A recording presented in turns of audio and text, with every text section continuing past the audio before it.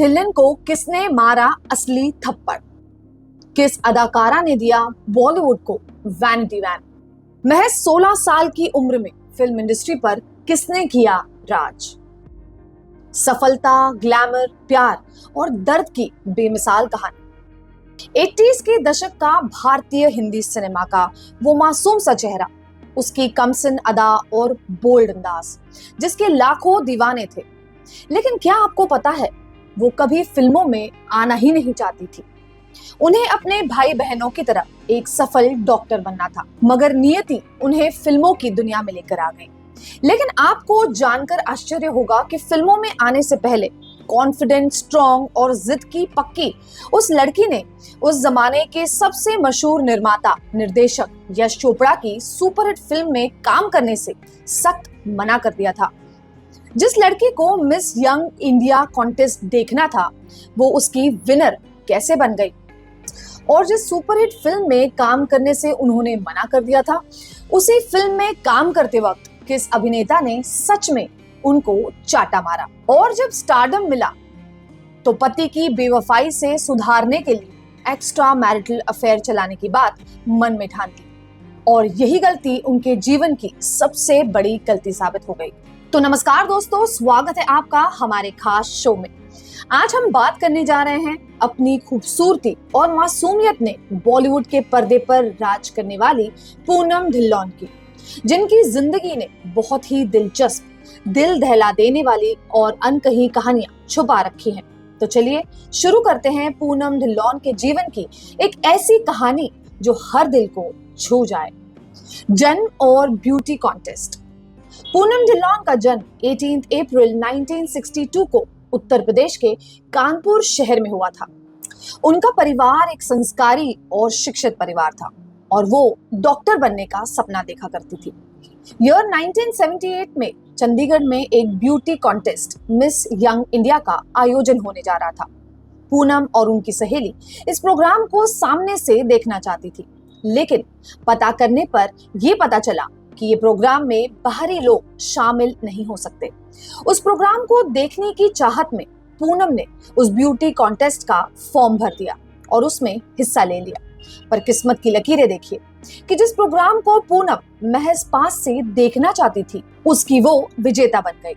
एक beauty contest के रूप में मिस यंग इंडिया का ताज मिल चुका था, लेकिन उनकी सिट्टी पिट्टी गुम थी, क्योंकि उन्होंने बिना इजाजत लिए चुपचाप कॉन्टेस्ट में हिस्सा जो ले लिया था, जो उनके जीवन का मोड़ बन गया। जब पूनम की फोटो न्यूज़पेपर में छपी और उनके घर वालों ने देखा तो वो पूनम से नाराज नहीं हुए और पूनम की इस जीत के लिए उनको काफी शाबाशी दी गई। मजाक मजाक में पूनम अब पूरे शहर में फेमस हो गई। उनके आत्मविश्वास और खूबसूरती ने न केवल शोहरत दिलाई, बल्कि आगे चलकर बॉलीवुड में कदम रखने का अवसर बन गया। फिल्म त्रिशूल में एंट्री की दिलचस्प कहानी। पूनम की पहली फिल्म त्रिशूल थी, मगर आपको जानकर हैरानी होगी कि इस फिल्म का ऑफर और फिल्म में काम करने की कहानी सुनकर कई न्यूज़पेपर और मैगजीन्स में छपी पूनम की तस्वीरों पर दिग्गज फिल्म निर्माता यश चोपड़ा की नजर पड़ी। यश चोपड़ा पहली ही नजर में पूनम की खूबसूरती के दीवाने हो गए और उन्हें अपनी फिल्म में कास्ट करने की ठान ली। लेकिन जब यश चोपड़ा उनसे फिल्म त्रिशूल का ऑफर लेकर पहली बार मिले थे, तो पूनम ने फिल्म में काम करने से ही इनकार कर दिया था। पूनम को डॉक्टर बनना था, उनके घर वालों का भी यही निर्णय था, मगर यश चोपड़ा भी अपनी जिद पर थे। वो भी कई बार पूनम के परिवार वालों से मिले।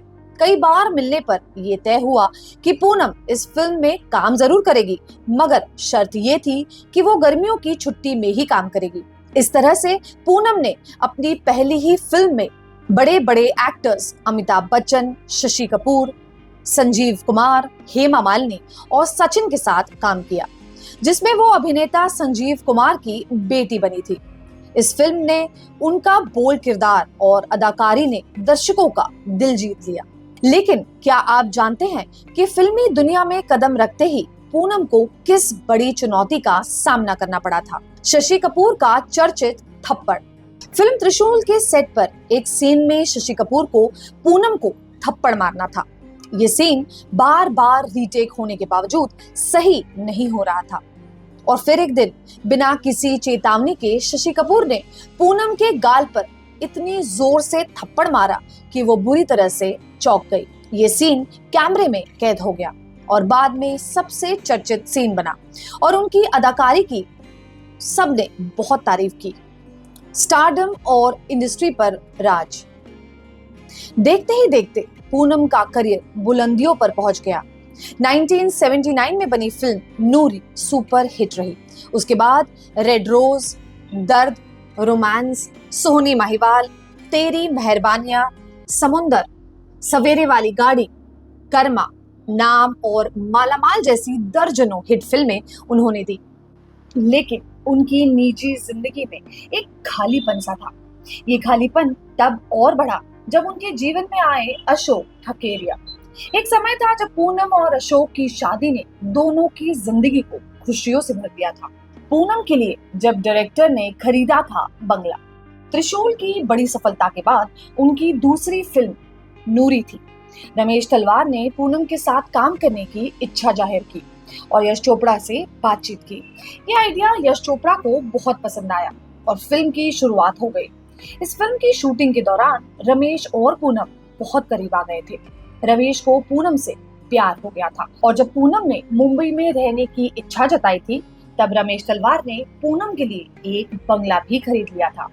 हालांकि रमेश को पूनम सिर्फ एक दोस्त की तरह ही समझती थी। पूनम को जब ये एहसास हुआ कि रमेश तलवार के मन में उनके लिए फीलिंग्स है, तब उन्होंने रमेश से दूरी बना ली।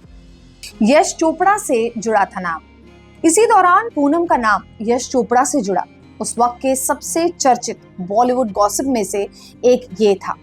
हालांकि पूनम ने हमेशा सिरे से इसे इनकार करते हुए बहुत ही आपत्तिजनक गॉसिप माना।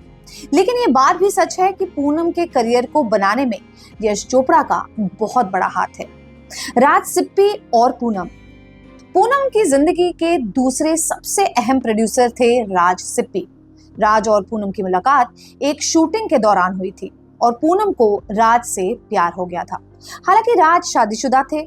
पूनम राज के साथ वक्त बिताने लगी और एक ऐसा वक्त आया जब पूनम राज से शादी भी करना चाहती थी, लेकिन वो राज का घर नहीं तोड़ना चाहती थी। उन्हें यह पसंद नहीं था कि किसी का परिवार उनकी वजह से टूट जाए। यही कारण है कि पूनम ने राज से रिश्ता तोड़ दिया। अशोक और शादी।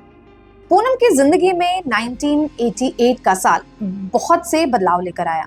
इसी साल राज से ब्रेकअप और उनके पिता के देहांत तक उन्होंने बहुत कुछ झेला। इन दिनों वो खुद को अकेला महसूस करने लगी थी। उसी दरमियान एक दोस्त के फार्म हाउस पर होली सेलिब्रेशन के दौरान पूनम अकेले बैठी हुई थी। उस वक्त अशोक ने उन्हें देखा। पूनम को चीयर अप करने के लिए उन्होंने एक बकेट पानी उनके ऊपर डाला और पूनम को ये बुरा लग गया, मगर अशोक पूनम पर दिल हार बैठे थे। उन्होंने पूनम को रोज एक गुलाब भेजना शुरू किया और जल्द ही उनके प्यार के फूल खिल गए। पूनम ने भी उनको हाँ कर दी और उसी साल इनकी शादी हो गई। पूनम को लेकर ये कहते हैं लोग कि ये सिर्फ पुराना ब्रेकअप से उभरने का एक तरीका था। शादी के बाद पूनम ने फिल्मों से दूरी बना ली और अपने बच्चों की परवरिश में जुट गई। जब टूटा पूनम का दिल। दोस्तों, जैसा कि कहते हैं सुख के बाद दुख आना तय है। जब अशोक के एक्स्ट्रा मैरिटल अफेयर्स के बारे में पूनम को पता चला तो ये सच जानकर वो अंदर से टूट गए। पति अशोक को सबक सिखाने के लिए और पटरी पर लाने के लिए उन्होंने जो कदम उठाया वो उनके जीवन की सबसे बड़ी गलती साबित हुआ। पूनम और उनके एक्स्ट्रा मैरिटल अफेयर्स। पूनम की आत्मसम्मान को ठेस लगी थी। अपने पति को सबक सिखाने के लिए उन्होंने एक एक्स्ट्रा मैरिटल अफेयर बनाने की कोशिश की, लेकिन जैसे ही अशोक को इस बात का पता चला उनका रिश्ता पूरी तरह से टूट गया। पूनम की जिंदगी में ये तूफान आ चुका था जिसकी उन्होंने कभी भी कल्पना नहीं की थी। अगले ही दिन उनका नाम मीडिया की सुर्खियों पर था। उनका रिश्ता पूरी दुनिया के सामने उजागर हो गया था। फिल्म इंडस्ट्री को वैनिटी देने वाली अभिनेत्री। आज आप बिना वैनिटी वैन के फिल्मों की शूटिंग की कल्पना भी नहीं कर सकते, लेकिन क्या आपको पता है कि पूनम ढिल्लोन ने सबसे पहले बॉलीवुड में वैनिटी वैन को बनवाया था और उसकी उपयोगिता साबित होने के बाद इसकी तेजी से डिमांड बढ़ गई।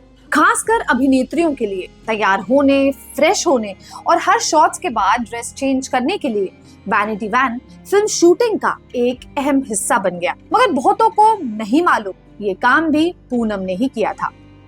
पूनम ढिल्लोन की कहानी एक संघर्ष, प्यार, धोखा और फिर खुद को ढूंढने की कहानी है। आपको क्या लगता है, क्या पूनम ने अपने पति को सबक सिखाने के लिए जो कदम उठाए वो सही थे या गलत? हमें अपने विचार कमेंट बॉक्स में जरूर बताएं। फिल्मी दुनिया की ताजा तरीन और इतिहास के पन्नों की खबरों के लिए हमारे चैनल को सब्सक्राइब जरूर करें, वीडियो को लाइक करें, शेयर करें।